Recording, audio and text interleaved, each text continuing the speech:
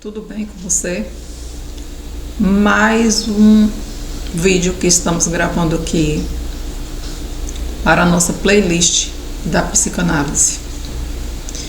Hoje eu vou contar uma outra história para vocês. Essas histórias são fictícias, são histórias para pensarmos sobre a nossa vida. Vamos falar sobre Helena, a história de Helena. Ela demorou 7 anos para sair de um casamento. Foram anos de solidão a dois, de humilhações disfarçadas de brincadeiras, de noites em que ela chorava no banho para ele não ouvir. Quando finalmente ela teve a coragem de separar as malas, arrumou um apartamento pequeno, comprou uma cama nova e jurou: agora eu vou viver. Mas tinha um problema. Havia um problema aí. Toda vez que o telefone dela tocava, o nome dele estava na tela, Helena sentia uma coisa que impedia dela seguir em frente. Não era amor, não era saudade, era pena. E essa pena estava destruindo tudo o que ela tentava reconstruir. Mas antes de iniciarmos a nossa história completa, dê um like, se inscreva no canal e compartilhe também para outras pessoas aprenderem sobre essa história da psicanálise, sobre a psicanálise. Então,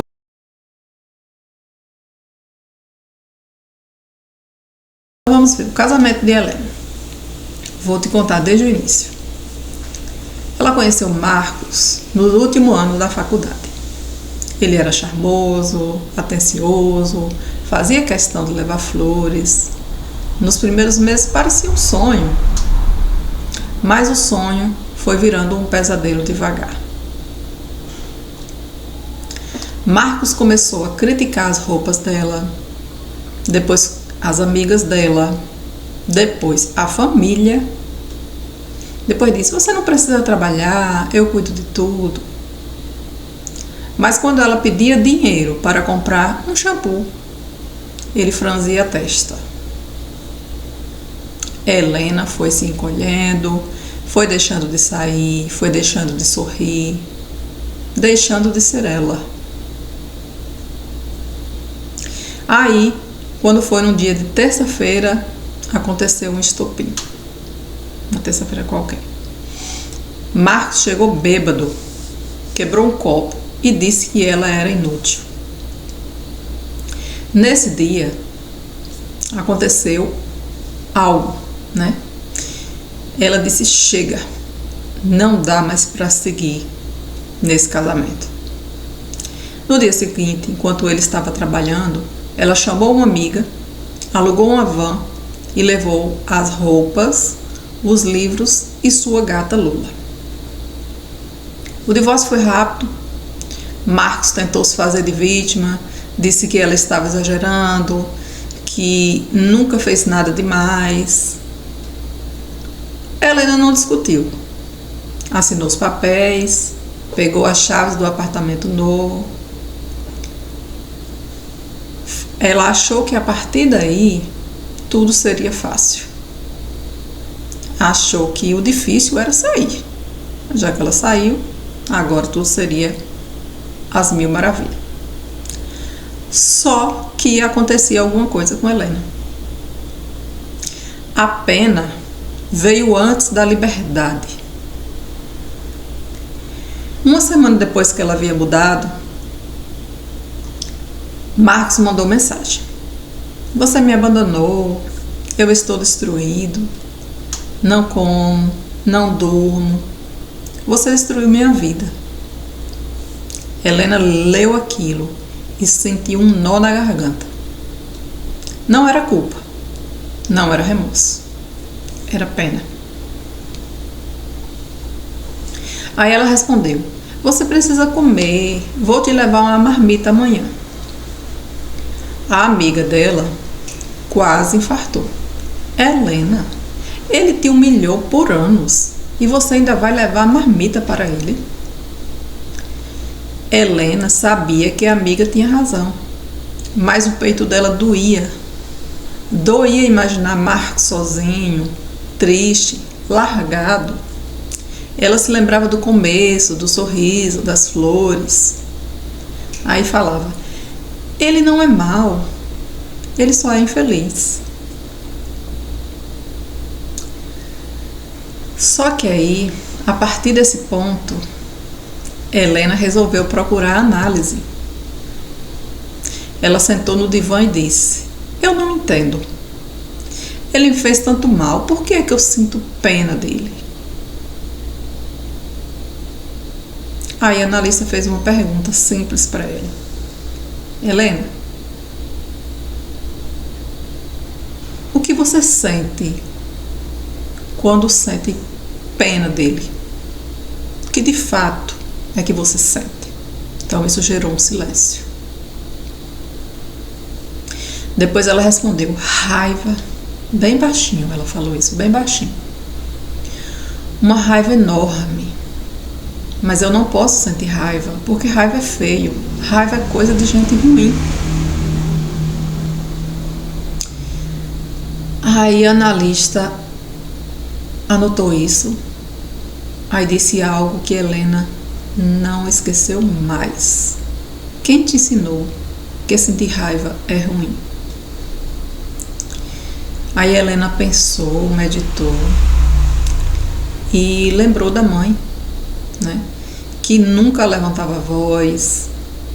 Também pensou nas broncas da avó, que era uma mulher boazinha, que não briga. Aí ela foi descobrindo, ao passo que ela foi fazendo as sessões de análise, ela foi descobrindo camadas que ela nem sabia que existia nela. A primeira camada é que a pena era uma forma de não sentir raiva. Porque raiva doeria mais, raiva significaria admitir que ele foi cruel de propósito, que não foi acidente, que ela amou alguém que a machucou de verdade. A segunda camada foi que a pena a mantinha ligada a ele. Enquanto ela sentia pena, ela ainda era a mulher que cuida. O papel que ela aprendeu desde criança. A terceira camada é que lá no fundo, bem escondido, havia uma fantasia infantil. A fantasia de que ela poderia salvá-lo. De que se ela fosse boa o suficiente, paciente o suficiente, amorosa o suficiente, ele finalmente mudaria.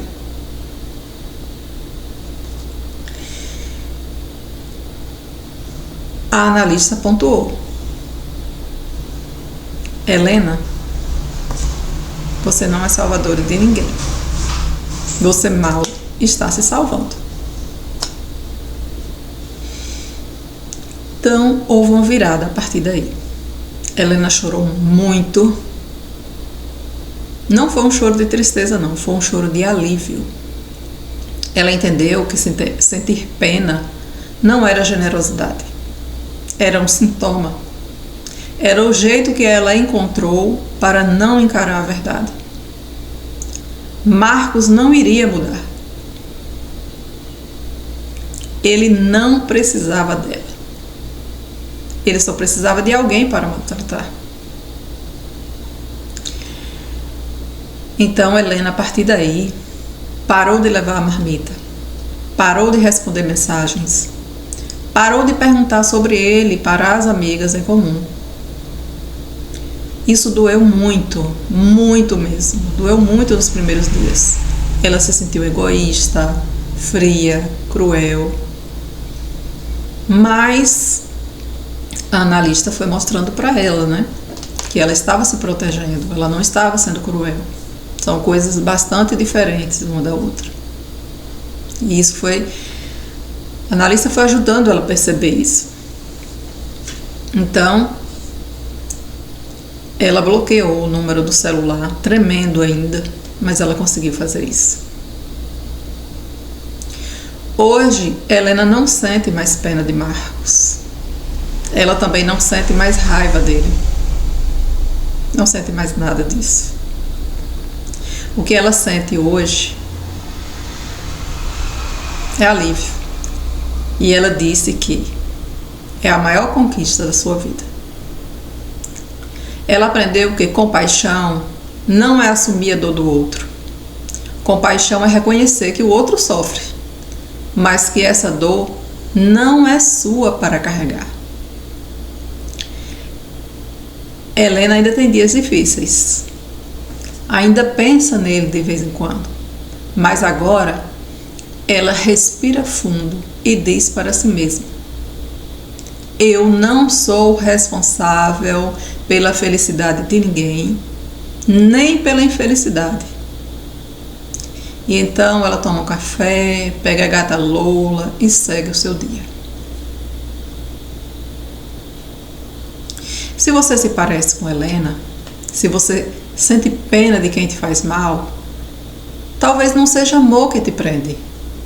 Talvez seja uma ideia antiga, lá enterrada na infância, de que você precisa salvar os outros para merecer existir. Mas você não precisa salvar alguém. Você só precisa se salvar, cuidar de você. E isso já é mais do que o suficiente. Você já sentiu pena de alguém que te fez mal? Helena te lembrou alguém? Ou mostrou você mesmo? É um espelho seu. O que você achou que faltou nessa história? Então comenta aí.